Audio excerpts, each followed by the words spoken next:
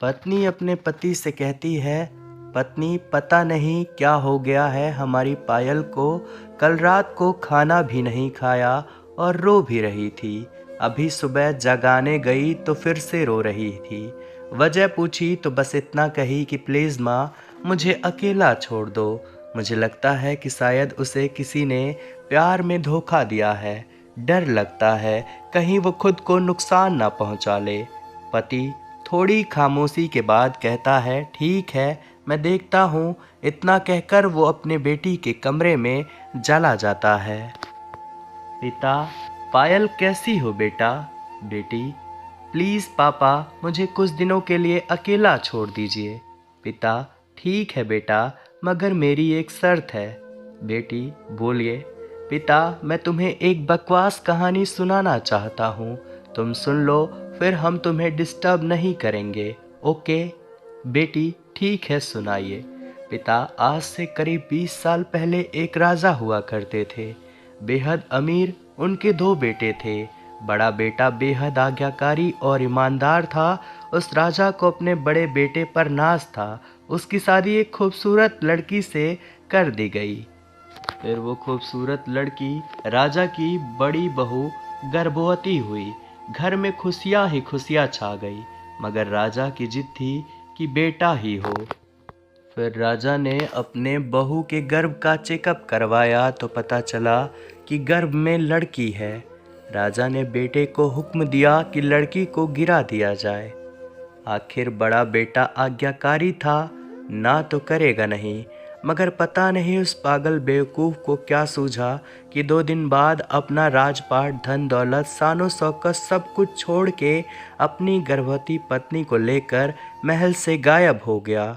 सच कहूँ तो वो बड़ा बेवकूफ़ और पागल था। लोग बेटियों को बोझ समझकर गर्भ में नष्ट कर देते हैं, और वो बहुत बड़ा बेवकूफ़ पागल एक बेटी के लिए तमाम सुख सुविधाओं को ठोकर मार दिया। वो बाप की बात मानता तो आज उसकी जगह राजा होता। न जाने वे बेटी के लिए पागल बाप न जाने किस हालत में होगा। तभी पायल की माँ वहाँ आकर कहती है कि वो बेटी के लिए पागल शख्स और कोई नहीं, यही तेरा पिताजी है जो तुझे अपनी सच्ची कहानी सुना रहे हैं। तू कहती थी ना कि मम्मी नाना नानी को तो मैंने देख लिया, काश पापा अनाथ ना होते तो दादा दादी का भी चेहरा देख लेती।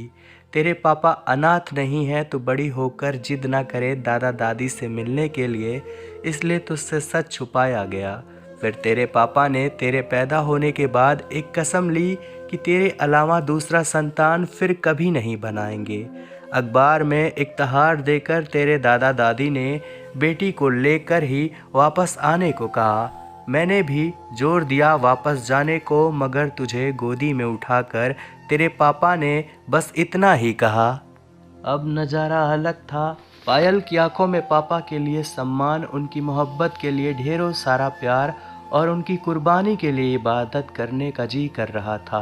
आंसू थमने का नाम नहीं ले रहे थे, मगर सब कुछ अब सिर्फ पापा के लिए था।